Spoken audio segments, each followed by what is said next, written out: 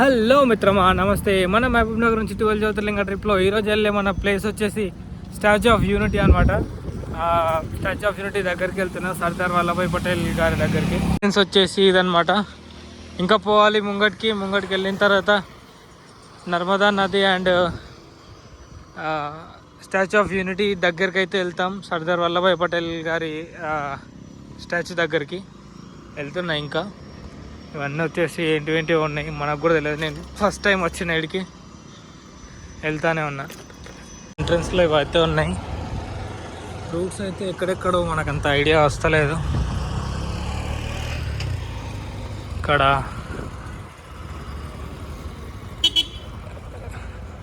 ఏదో మాతా విగ్రహం అయితే ఉంది, మనకైతే తెలియదు. సైకిల్కి పర్మిషన్ లేదనమాట. వాళ్ళని ఎట్లనోలాగా రిక్వెస్ట్ చేసుకొని సైకిల్ అయితే లోపల తీసుకోబోతున్నా. అంటే మ్యాక్సిమం బైక్స్ అయితే పోతున్నాయి, నాకు లగేజ్ ఉంది అన్నీ ఉన్నాయి కాబట్టి వద్దు అని చెప్పేసి అన్నారు. బట్ కాకపోతే కొంచెం రిక్వెస్ట్ చేసుకున్నా, వదిలేసారు. ఇది వచ్చేసి స్టాచ్యూ ఆఫ్ యూనిటీకి పోయే దారి అనమాట. పటేల్ గారి విగ్రహం అయితే చిన్నగా అక్కడ కనిపిస్తుంది. ఇవన్నీ రివర్ రాఫ్టింగ్ అయ్యే ప్లేస్లు అనమాట. జంగల్ సఫారీ, రివర్ రాఫ్టింగ్ ఇక్కడ చాలా ఉన్నాయి.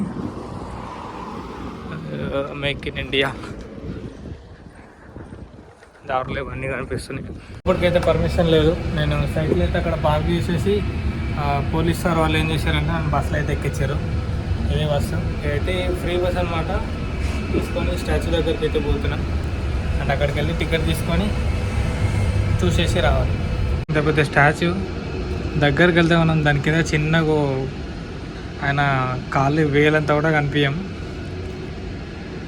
పోతానే ఉన్నా ఇంకా బస్సులో నేను ఒక్కనే ఉన్నా. లగ్జరీ అనమాట, ఫ్రీ బస్. ఒక్కని కోసం ఒక్కనే పోతున్నా బస్సులో. అక్కడికైతే పోవాలి. లోపలికైతే 350 ఏమో అనుకుంటా. మొత్తం మ్యూజియం అదంతా తిరిగేసి రావచ్చు. నార్మల్గా స్టాచ్యూ దగ్గర వరకు వెళ్ళి రావడానికి 150 ఏమో ఉంది టికెట్. నేను జంగల్ సఫారీ, బొంగు పోషానం అవన్నీ తిరిగాను కాబట్టి లోపలికైతే స్టాచ్యూ పైన వరకు అయితే వెళ్ళేసి వస్తాను మ్యాక్సిమం. అక్కడ పర్మిషన్స్ ఉంటాయి. ఇది వచ్చేసి సర్దార్ వల్లభాయ్ పటేల్ గారి ఫ్రంట్ వ్యూ అనమాట. దగ్గరకు అయితే చూద్దాం.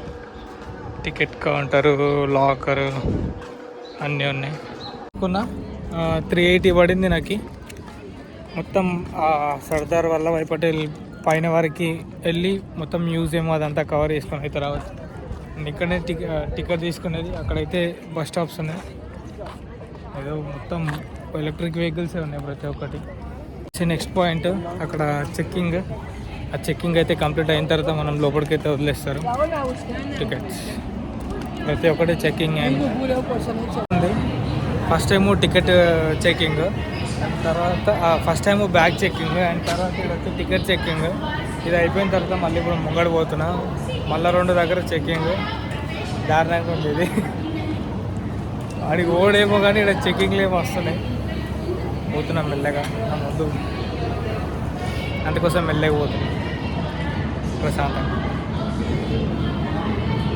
చెక్కింగ్ అయిపోయింది, బయటకైతే పోతున్నాం. మళ్ళీ ఇప్పుడు ఎక్కడ పోతున్నాం నాకు తెలియదు. వాళ్ళందరూ ఫోటోలు దిగుతారు స్టాచ్యూ ఆఫ్ యూనిటీ అని చెప్పేసి. మా తాత వాళ్ళు దిగుతున్నారుగా, మనకెందుకు అని చెప్పేసి మనం అయితే సపోర్ట్ చేయక ముందుకు వెళ్ళిపోతున్నాం. నేను ఎక్కువ ఫొటోస్ అయితే దిగని ఎడపోయినా, నార్మల్గా వీడియోస్ పోతూ ఉంటాను అంతే. అండ్ ఇదే మన సర్దార్ వల్లభాయ్ పటేల్ గారి స్టాచ్యూ. దగ్గర పోతే సరిగ్గా కనిపించదు. అందుకోసం ఫస్ట్ దూరం నుంచి చూసి దగ్గరికి పోదామని చెప్పేసి నార్మల్గా సైడ్కి అయితే వచ్చిన.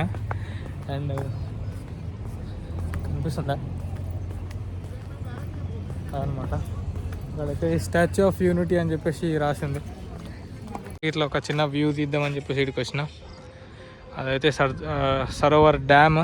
అక్కడ డ్యామ్ అయితే నిర్మిస్తున్నారు. అండ్ ఇక్కడ వచ్చేసి బోటింగ్ పాయింట్లు అవన్నీ. సర్దార్ గారి స్టాచ్యూ, అక్కడ స్టాచ్యూ ఆఫ్ యూనిటీ కనిపిస్తుంది కదా. దగ్గరకు పోతే ఇంత నీట్గా కనిపించదు, ఇంత మంచిగా కనిపించదు. అందుకోసం ఇక్కడ ఫస్ట్ ఇక్కడ నుంచి తీసుకొని దగ్గరికి పోదామని చెప్పేసి ఇక్కడికి వచ్చిన. అక్కడికి వెళ్ళిన తర్వాత చూద్దాం ఎట్లుంటుంది, లోపల మ్యూజియం ఎట్లుంటుంది, అదంతా ఎట్లుంటుంది అనేది. అండ్ ఇది వచ్చేసి ఏముంది మొత్తం రాయితోనైతే వేసారు, కొత్తగా ఉంది ఇది. అండ్ మంచి ఎంట్రన్స్ వ్యూ పాయింట్, పోతా ఉండాలి ఇట్లా. ఈ గొడుగులు వచ్చేసి మొత్తం ఎయిర్పోర్ట్లలో ఉంటుండే, ఆ ఎయిర్పోర్ట్లలో ఉన్న గొడుగులన్నింటినీ తీసుకొచ్చి ఇక్కడ వాడేసారు అనమాట. ఎగ్జిబిషన్ గ్యాలరీకి వెళ్ళే ఎస్కలేటర్ అనమాట. జస్ట్ అట్లా నిలబడాలి, పోతానే ఉంటుంది.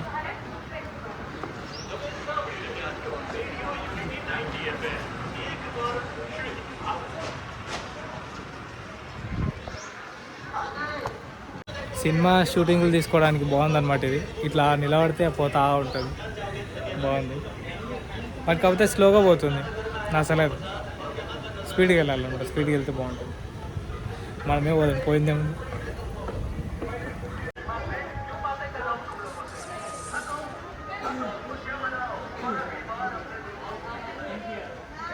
దగ్గరికి అయితే వచ్చినాం, ఇప్పుడైతే దారుణంగా కనిపిస్తుంది. ఇంకా దగ్గరికి అయితే పోతున్నా. ఎక్సలేటర్ ఎక్కి పైనకి అయితే పోవాలి. పైనకి వెళ్ళిన తర్వాత అన్నీ పైన చూడడానికి అవన్నీ ఆస్కారం ఉంటుంది. ఎంచి చూడడానికి కూడా అయితే లేదు. ఇది వచ్చేసి వ్యూయింగ్ గ్యాలరీ. సర్దార్ వల్లభాయ్ పటేల్ గారి హెడ్ అయితే ఇక్కడ పెట్టిర్రు. ప్రతి ఒక్కటి ఇక్కడ ఉన్నాయి.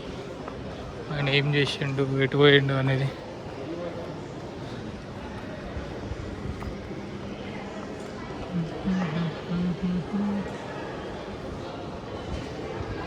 నీకు లోపలంతా ఫోటో సెషన్ అదే జరుగుతుంది. అయితే హెడ్ పోవాలి, ఇంకా లోపలికైతే పోవాలి. లోపల ఇంకా ఏవేవో ఉన్నాయి, అన్నీ చూసేసి రావాలి. ఫస్ట్ చూసేసి వచ్చిన తర్వాత నేను ఇక్కడ నుంచి పైనకి అయితే వెళ్ళి పైన కూడా వీడియో తీస్తాను. ఇక్కడికైతే వచ్చేసినాం, కానీ ఎక్కడనో నాకు కూడా అర్థం అవుతలేదు. బట్ కాకపోతే పైనకైతే వచ్చినాం. లిఫ్ట్లో పైనకి వచ్చే టైంలో చెవులు గుయ్యమన్నాయి, అంటే అంత స్పీడ్లో వచ్చింది. అందరు చూస్తున్నారు, ఏ ఫ్లోర్లో కూడా అర్థమవుతలేదు, అంత దారుణం ఉంది. ఇక్కడ తిరిగిన తర్వాత అర్థమైంది, ఇక్కడ అంటే సర్దార్ వల్లభాయ్ పటేల్ గారి చెస్ట్ దగ్గర ఉన్నామని చెప్పేసి. అంటే లోపలికి వచ్చిన తర్వాత ఎటు పోతుందో అర్థం కాదనమాట. అయితే చెస్ట్ ఇవి ఉంటాయి కదా, ఈ సైడ్లో ఉన్నాం అందరం. మళ్ళీ లిఫ్ట్ ఎక్కి కిందికి పోతున్నాం. పైన అయితే ఏం లేదు చూడడానికి, జస్ట్ ఏదో వచ్చినాం అన్నట్టు ఉంటుంది. పైనుంచి కింది సైడ్ అట్లా పొక్కలు ఉంటాయి, ఆ పొక్కలకి వెళ్ళి కిందికి వ్యూ చూడాలంతే. అది కూడా గ్లాసెస్ ఉంటాయి, నార్మల్గా చూడడానికి అయితే రాదు, గ్లాసెస్ ఉంటాయి, గ్లాసులకి వెళ్ళి చూడాలంతే. పటేల్ గారి గురించి అన్నీ ఉన్నాయి ఇక్కడ. భారతదేశంలో ఎట్లా విలీనం చేసిండు, ఇది ఓల్డ్ హైదరాబాద్, ఇది అప్పటికి విలీనం కాలేదు. ఇవన్నీ విలీనం కాలేదు, విలీనం కాని ప్లేస్లు ఇవన్నీ. జమ్మూ కాశ్మీర్ ఇది ఈ వైట్ కలర్లో ఉన్నాయి.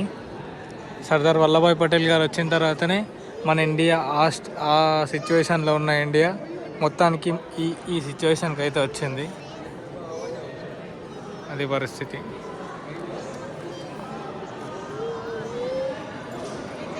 ఇది వచ్చేసి బ్రిటిష్ ఇండియా, అది నేటివ్ ఇండియా స్టేట్స్,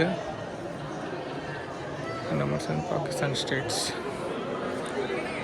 అది పరిస్థితి. ఇది వచ్చి పాకిస్తాన్ స్టేట్స్ అవన్నీ. Challenges of new nation.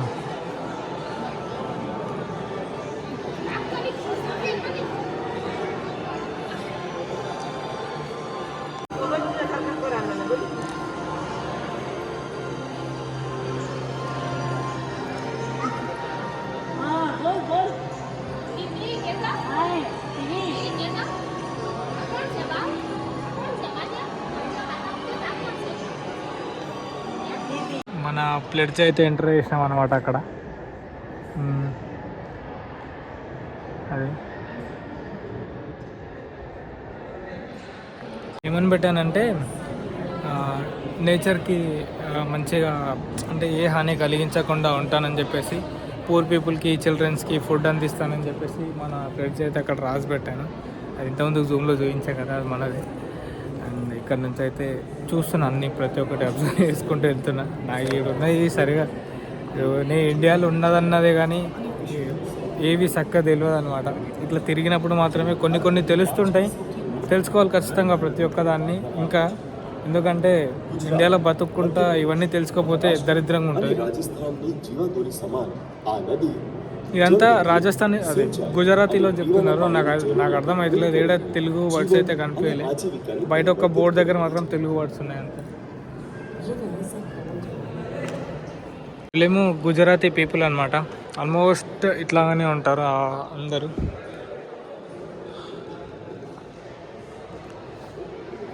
Traditional wear అనమాట. ఇది వచ్చేసి ట్రెడిషనల్ వేర్, రాత్వా అంటారు. అండ్ ఇది వచ్చేసి వాళ్ళు చేసే పని ముట్లు బాగున్నాయి ప్రతి ఒక్కటి.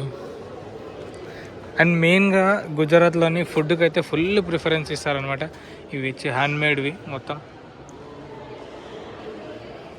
ప్రతి ఒక్కటి ఉన్నాయి ఇక్కడ.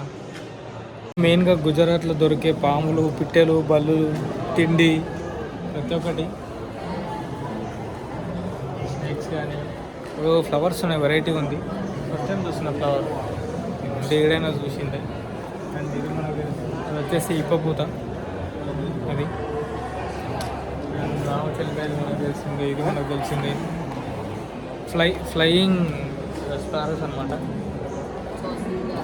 ఓన్లీ గుజరాత్లోనే కనిపించే స్పెసిఫిక్గా ఉండే కొన్ని ఐటమ్స్ అనమాట. ఏం కావాలి చూస్తే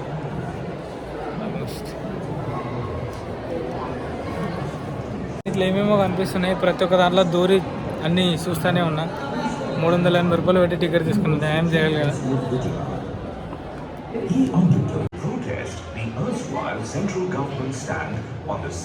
వచ్చేసి సర్దార్ సరోవర్ డ్యామ్ అయితే ఎట్లా స్టార్ట్ అయింది, ఎవరు స్టార్ట్ చేసారు, అండ్ ఈ స్టాచ్యూకి పునాదులు ఎక్కడి నుంచి పడ్డాయి, ఎందుకు పడ్డాయి అన్న సినిమా అయితే మొత్తం చూపిస్తున్నారు అక్కడ. రన్ ఆఫ్ యూనిటీ అని చెప్పేసి ఒక ఈవెంట్ చేశారు, దాని గురించి ఇక్కడ పెట్టారు. థియేటర్ అనమాట, లోపల సినిమా నడుస్తుంది.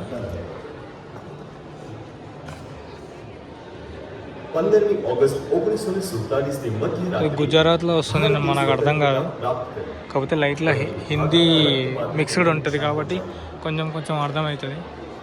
అయితే ఏం చూస్తలే, నార్మల్గా వెళ్ళిపోతున్నా. Of the soul library. ఇదేంద్ర జైలు ఉన్నట్టుంది.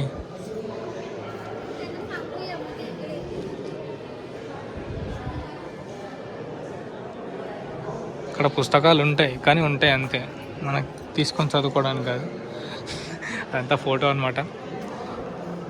Struggle against the British. What is సత్యమేరబ్బా. ఈ గాంధీ స్టార్ట్ చేసినాయి, ప్రతి ఒక్కరు స్టార్ట్ చేసినాయి, ఇవన్నీ అయితే ఉన్నాయి. సర్దార్ గారి చిన్న స్టాచ్యూ, అండ్ ఇది వచ్చేసి హెడ్. ఇది ఎందుకు పెట్టారు నాకైతే అర్థం కాలేదు. అన్నీ మొత్తం ఉన్నాయి. అంత అట్రాక్టివ్గా ఏం లేదు, బట్ కాకపోతే మనం ఆయనకి ఇచ్చే గౌరవం అదనమాట సర్దార్ గారికి. ఈరోజు హైదరాబాద్ కానీ ఇంకా మిగతా విలీనం అంటే మనకి స్వాతంత్రం వచ్చిన టైంలో ఇండియాలో విలీనం కాని ప్లేస్లు ఏవైతే ఉన్నాయో, ఒకవేళ ఈయన ప్రొటెస్ట్ చేయకుండా వదిలేసి ఉంటే, అంటే తర్వాత అయ్యి ఉండొచ్చేమో, బట్ కాకపోతే ఆ టైంలో ఈయన ప్రొటెస్ట్ చేయకుండా ఆపేసి ఉంటే మాత్రం ఖచ్చితంగా అవి ఇప్పుడు ఏడుంటుండేనో తెలియదు. ఖచ్చితంగా ఇండియాకి ఒక హార్ట్ లాంటిది హైదరాబాద్ అంటారు కదా, మెయిన్గా హైదరాబాద్ని విలీనం చేయడానికి కూడా యూజ్ అయింది. అంతా సర్దార్ గారి గొప్పతనం అది. స్టాచ్యూ ఫస్ట్ ఎట్లా బిల్డ్ అయింది, ఫస్ట్ ప్లేస్ ఎట్లా ఉండింది, దాని తర్వాత ఎట్లా కన్స్ట్రక్షన్ స్టార్ట్ చేసారు, ప్రతి ఒక్కటి అయితే ఉంది.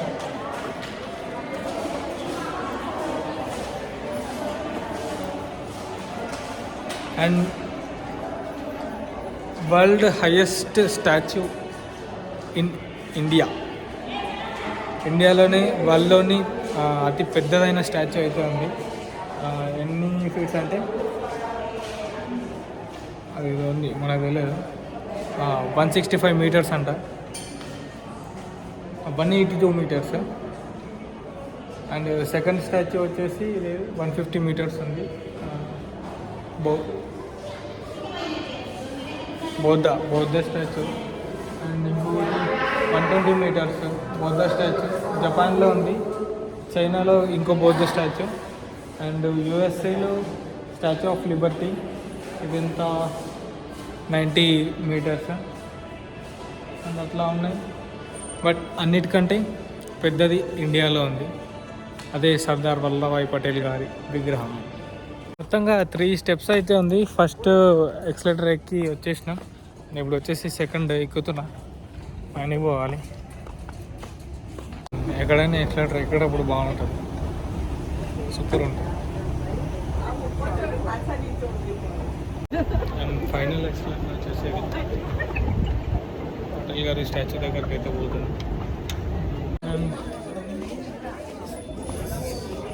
ఇది వచ్చేసి సర్దార్ వల్లభాయ్ పటేల్ గారి స్టాచ్యూ.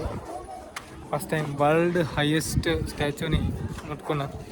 చాలా మనకి ఇది దూరం నుంచి చూస్తేనే సెట్, దగ్గరకు వస్తే ఏం కనిపించదు. ఇది పరిస్థితి. ఇది ఉంటాం మనం కింద. అవి ఆయన కనిపిస్తున్నాడు కదా, నాకంటే పెద్ద ఉంటాడు ఆయన, చిన్నగా కనిపిస్తున్నాడు. ఇది పరిస్థితి.